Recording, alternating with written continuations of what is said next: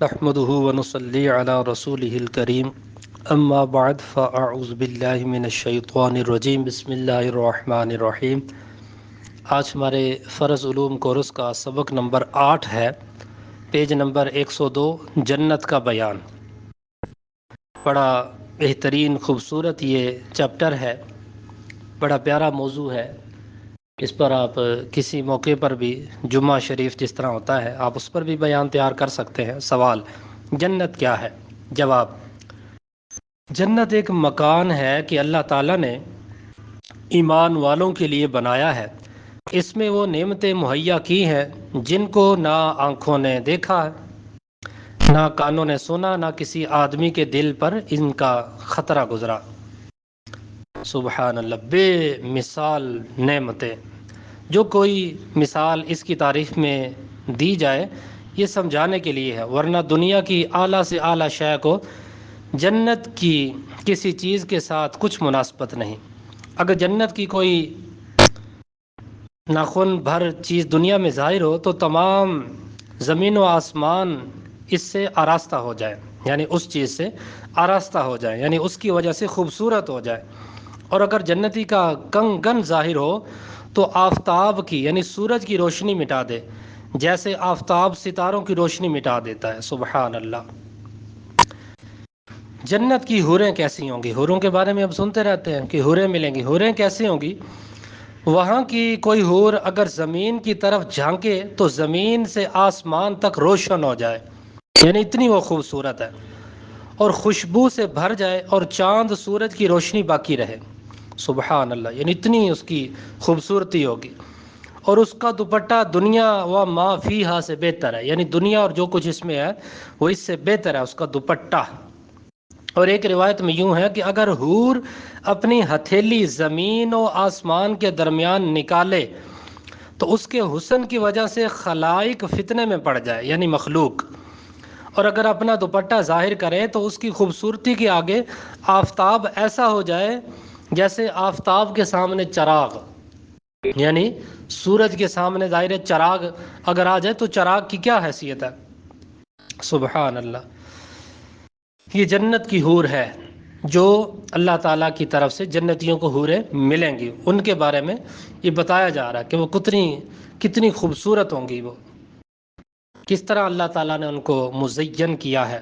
جنت کتنی وسیع ہے؟ جواب: جنت کتنی وسیع ہے اس کو اللہ و رسول عز و جل و صلی اللہ تعالیٰ علیہ وآلہ وسلم ہی بہتر جانے۔ اجمالی بیان یہ ہے، یعنی مختصر، کہ اس میں 100 درجے ہیں، ہر 2 درجوں میں وہ مسافت ہے، یعنی وہ فاصلہ ہے جو آسمان و زمین کے درمیان ہے۔ سبحان اللہ، یعنی اتنا طویل فاصلہ ہے۔ رہا یہ کہ خود اس درجہ کی کیا مسافت ہے، اس کا اندازہ جامع ترمذی کی ایک روایت میں لگائیں۔ یہ جامع ترمذی یہ حدیث کی کتاب ہے، اس میں ایک روایت موجود ہے کہ اگر تمام عالم ایک درجہ میں جمع ہو جائے تو سب کے لیے وسیع ہے، یعنی اتنی اس کی مسافت، اتنا وہ وسیع ہوگا، اتنا بڑا درجہ ہوگا۔ جنت میں ایک درخت ہے جس کے سائے میں 100 برس تک تیز گھوڑے پر سوار چلتا رہے اور ختم نہ ہو۔ جنت کے دروازے اتنے وسیع ہوں گے کہ ایک بازو سے دوسرے جو ہے تک تیز گھوڑے کی 70 برس کی راہ ہوگی۔ پھر بھی جانے والوں کی وہ کثرت ہوگی کہ مونڈا سے مونڈا، یعنی کندھا چلتا ہوگا، بلکہ بھیڑ کی وجہ سے دروازہ چر چر کرنے لگے گا۔ اللہ اکبر۔ یہ شان کس کی ہے؟ جنت کی۔ جنت کے اندر جو مکانات ہوں گے، جو اس میں اللہ تعالیٰ عظیم نعمتیں عطا فرمائے گا۔ سبحان اللہ۔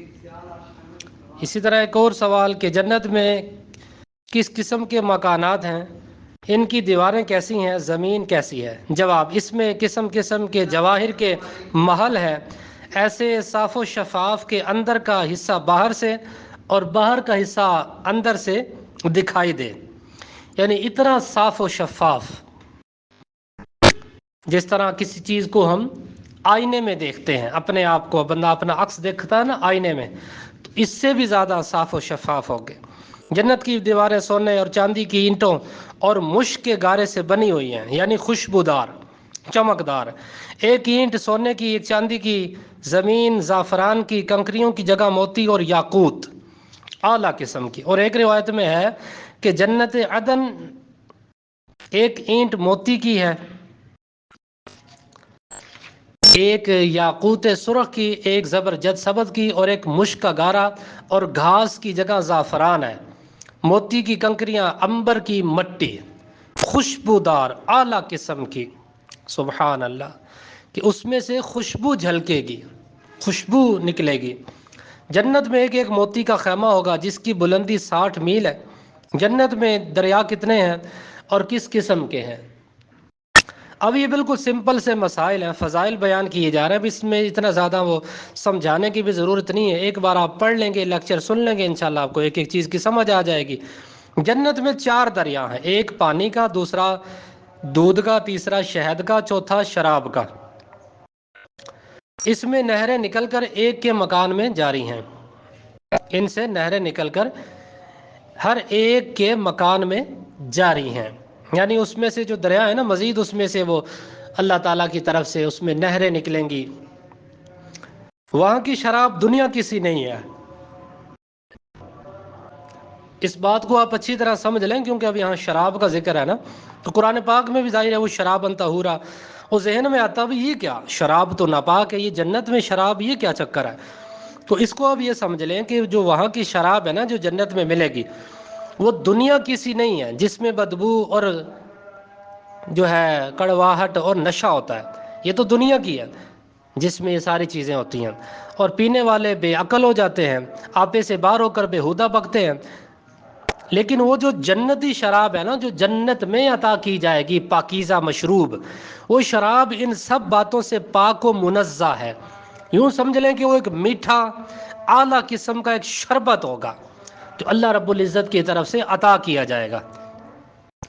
جنت میں کھانا پینا کیسا ہوگا؟ جنتیوں کو جنت میں ہر قسم کے لذیذ سے لذیذ کھانے ملیں گے، جو چاہیں گے فوراً ان کے سامنے موجود ہوگا۔ سبحان اللہ، بازار میں نہیں جانا پڑے گا، سواری پہ نہیں جانا پڑے گا، بیٹھے بٹھائے وہیں پر خواہش کریں گے سامنے حاضر ہو جائے گا۔ سبحان اللہ، اگر کسی پرندے کو دیکھ کر اس کے کھانے کو جی چاہے تو اسی وقت بھنا ہوا اس کے پاس آ جائے گا۔ مثال کے طور پر کوئی خواہش کرے گا کہ بٹیر یا پھر کبوتر وغیرہ، یہ مثال دے رہا ہوں، اسی طرح گوشت وغیرہ کسی جانور کا خواہش ہوگی دل میں کہ میں فلان جانور کا گوشت کھاؤں، تو جیسے ہی اس کے دل میں خواہش ہوگی تو اللہ تعالیٰ اس کو وہیں پر عطا فرما دے گا۔ اگر پانی وغیرہ کی خواہش ہو تو کوزے خود ہاتھ میں آئیں گے، یہ گلاس نما جو برتن ہوتے ہیں نا جس میں پانی پیا جاتا ہے، یہ خود ہاتھ میں آئیں گے، ٹھیک اندازے کے موافق پانی ہوگا، نہ کم ہوگا نہ زیادہ، دودھ، شراب، شہد ہوگا کہ ان کی خواہش سے ایک قطرہ کم نہ ہوگا، اور پینے کے بعد خود بخود جہاں سے آئے تھے چلے جائیں گے۔ ہر شخص کو 100 آدمیوں کے کھانے پینے اور جماع کی طاقت دی جائے گی، جماع یعنی ہم بستری کرنے کی۔ اللہ اکبر، کھانا ہضم ہو جائے گا، کیسے ہوگا؟ ایک خوشبودار فرحت بخش ڈکار آئے گی، خوشبودار فرحت بخش ڈکار، پسینہ نکلے گا، اس ڈکار سے پسینہ نکلے گا، سب کھانا ہضم ہو جائے گا، اور ڈکار اور پسینے سے مشک کی خوشبو نکلے گی۔ دنیا میں تو یہ تھا نا پسینہ آتا ہے، سمیل آتی ہے، لیکن وہاں نہیں ہوگا، وہاں خوشبو آئے گی۔ اور کھانا وغیرہ جس طرح واش روم میں جاتے ہیں تو وہاں یہ جنت میں یہ واش روم والا سسٹم نہیں ہوگا، بس اللہ تعالیٰ کی طرف سے ڈکار آئے گی خوشبودار، اسی ڈکار آنے کی وجہ سے وہ سب کچھ ہضم ہو جائے گا جو کچھ کھائیں گے۔ کیا جنت میں جسم پر بال ہوں گے؟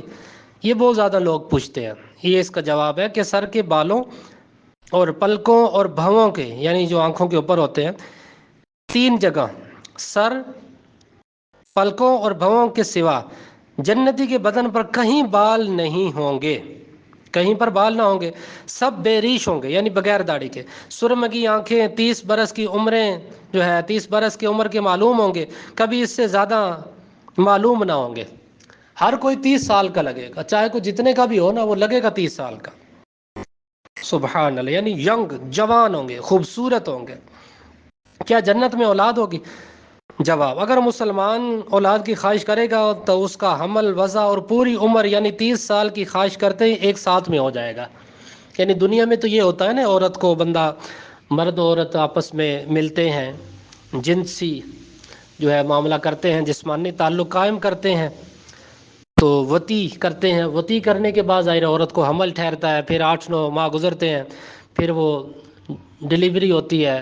یہ تو دنیا کا معاملہ ہے، لیکن جنت میں ایسا نہیں ہوگا۔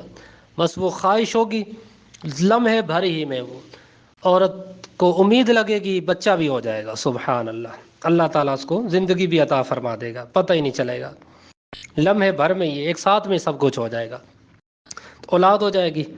کیا جنت میں نیند ہوگی؟ جنت میں نیند نہیں ہوگی۔ کیوں؟ کیونکہ نیند ایک قسم کی موت ہے، اور جنت میں موت نہیں ہے۔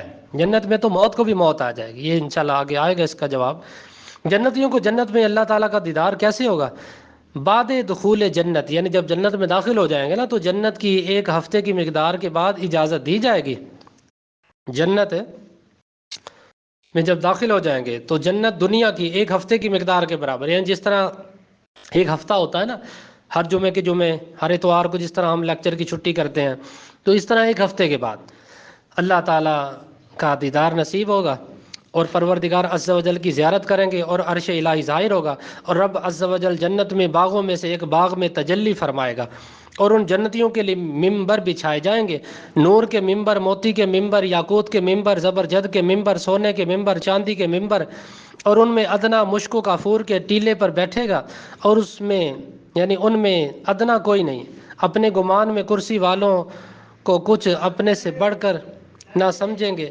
خدا کا دیدار ایسا صاف ہوگا جیسے آفتاب اور 14ویں رات کے چاند کو ہر ایک اپنی اپنی جگہ سے دیکھتا ہے، کہ ایک کا دیکھنا دوسرے کے لیے مانے نہیں، یعنی رکاوٹ نہیں ہوگا، ہر ایک کو واضح نظر آئے گا، اور اللہ عز و جل ہر ایک پر تجلی فرمائے گا۔ ان میں سے کسی کو فرمائے گا، اے فلاں بن فلاں، تجھے یاد ہے جس دن تو نے ایسا کیا تھا؟ دنیا کے بعض معاصی یاد دلائے گا، بندہ عرض کرے گا، یعنی جو بھی دنیا میں کیا ہوتا ہے، ظاہر غلطیاں کوتاہیاں انسان کرتا ہے، تو اللہ تعالیٰ یاد کروائے گا کہ یاد کر تو نے کیا تھا، تو بندہ عرض کرے گا، اے رب عز و جل تو نے مجھے بخش نہیں دیا، سبحان اللہ، اے اللہ تو نے مجھے بخش نہ دیا، تو فرمائے گا ہاں، میری مغفرت کی وسعت کی ہی کی وجہ سے تو اس مرتبہ کو پہنچا۔ وہ سب اسی حالت میں ہوں گے کہ ابر چھائے گا، یعنی بادل، اور ان پر خوشبو برسائے گا، اور ان کسی خوشبو ان لوگوں نے کبھی نہ پائی تھی، اور اللہ عز و جل فرمائے گا کہ جاؤ اس کی طرف جو میں نے تمہارے لیے عزت تیار کر رکھی ہے، جو چاہو لو۔ پھر لوگ ایک بازار میں جائیں گے جیسے ملائکہ، یعنی جسے ملائکہ گھیرے ہوئے ہیں، اس بازار کو اپنی رحمت سے، اللہ تعالیٰ کی خاص رحمتوں کا نزول ہوگا اس بازار میں۔ اس میں وہ چیزیں ہوں گی کہ ان کی مثل نہ آنکھوں نے دیکھی، نہ کانوں نے سنی، نہ قلوب پر، قلوب یہ قلب یعنی دل کی جمع، دل، نہ قلوب پر ان کا خطرہ گزرا۔ ان میں سے جو چاہیں گے ان کے ساتھ کر دی جائے گی، اور خرید و فروخت نہ ہوگی، اور جنتی اس بازار میں باہم ملیں گے، چھوٹے مرتبے والا بڑے مرتبے والے کو دیکھے گا، اس کا لباس پسند کر لے گا، ہنوز ابھی جو ہے گفتگو ختم نہ ہوگی، خیال کرے گا کہ میرا لباس اس سے اچھا ہے، اور یہ اس وجہ سے کہ جنت میں کسی کے لیے غم نہیں ہے۔ پھر وہاں سے اپنے اپنے مکانوں کی طرف جو ہے مکانوں کو واپس آئیں گے، ان کی بیبیاں زوجہ جو ان کی ہوں گی، ایک ہوں گی یا ایک سے زائد جس کی بھی ہوں گی، استقبال کریں گی اور مبارک بات دے کر کہیں گی آپ واپس ہوئے، اور آپ کا جمال اس سے بہت زائد ہے کہ ہمارے پاس سے آپ گئے تھے۔ جواب دیں گے کہ پروردگار، جب بار کے حضور بیٹھنا ہمیں نصیب ہوا تو ہمیں ایسا ہی ہو جانا سزاوار تھا۔ سبحان اللہ، ساری جتنی بھی نعمتیں ہوں گی نا، سبحان اللہ، یہ جنتیوں کو جنت میں ملیں گی، سبحان اللہ، اس سے بڑھ کر اور کیا چاہیے ایک جنتی کو۔ جنتی ایک دوسرے سے ملنا چاہیں گے تو کیسے ملیں گے؟ جنتی باہم ملنا چاہیں گے تو ایک کا تخت دوسرے کے پاس چلا جائے گا، اور ایک روایت میں ہے کہ ان کے پاس نہایت اعلیٰ درجے کی سواریاں اور گھوڑے لائے جائیں گے، اور ان پر سوار ہو کر جہاں چاہیں گے جائیں گے، سبحان اللہ، یعنی جنتیوں کو۔ جو جنت و دوزخ کا انکار کرے اس کے بارے میں کیا حکم ہے؟ جنت و دوزخ حق ہے، اس کا انکار کرنے والا کافر ہے۔ کیا جنت اور دوزخ اب بھی موجود ہے؟ جنت و دوزخ کا بنے ہوئے ہزارہ سال ہوئے، اور وہ اب موجود ہیں، یہ نہیں کہ اس وقت تک مخلوق نہ ہوئے، قیامت کے دن بنائے جائیں گے، یعنی یہ نہیں ہے، بلکہ موجود ہیں، جنت موجود ہے، دوزخ موجود ہے، یہ بنا دیے گئے ہیں۔ آگے سوالات شروع ہو رہے ہیں دوزخ کا بیان۔ دوزخ کیا ہے؟ یہ ایک مکان ہے کہ اس قہار و جبار کے جلال و قہر کا مظہر ہے، یعنی اللہ تعالیٰ کی طرف سے اس میں سزائیں رکھی گئی ہیں۔ اللہ اکبر، ڈرنا چاہیے جہنم سے۔ جس طرح اس کی رحمت و نعمت کی انتہا نہیں کہ انسانی خیالات و تصورات جہاں تک پہنچے وہ اس کی بے شمار نعمتوں سے ایک ذرہ ہے، اسی طرح اس کے غضب و قہر کی کوئی حد نہیں کہ ہر وہ تکلیف و اذیت کی جو ہے تصور کی جائے اس کے بے انتہا عذاب کا ایک یعنی ایک ادنا حصہ ہے۔ اللہ اکبر۔ آگے اس کی تفصیل آ رہی ہے کہ وہ کس طرح عذاب ہوگا، کیا اس کی کیفیت ہے۔ اللہ اکبر۔ انسان یقین کرے خوف خدا ہو نا، کانپ جاتا ہے انسان، ڈر جاتا ہے۔ جس جہنمی کو سب سے کم درجے کا عذاب ہوگا نا، اس کے ساتھ کیا کیا جائے گا؟ جواب: جس کو سب سے کم درجہ کا عذاب ہوگا اسے آگ کی جوتیاں پہنا دی جائیں گی، جس سے اس کا دماغ ایسا کھولے گا جیسے تانبے کی تپتی جو ہے پتیلی کھولتی، اور وہ سمجھے گا کہ سب سے زیادہ عذاب اسی پر ہو رہا ہے، حالانکہ اس پر سب سے ہلکا عذاب ہوگا۔ آگ کی جوتیاں پہنائی جائیں گی جس پر سب سے ہلکا درجے کا عذاب ہوگا، اس سے اللہ عز و جل پوچھے گا کہ اگر ساری زمین تیری ہو جائے تو کیا اس عذاب سے بچنے کے لیے تو سب فدیہ میں دے دے گا؟ عرض کرے گا ہاں۔ فرمائے گا جب تو پشت آدم میں تھا تو ہم نے اس سے آسان چیز کا حکم دیا تھا کہ کفر نہ کرنا، مگر تو نے نہ مانا۔ اللہ اکبر۔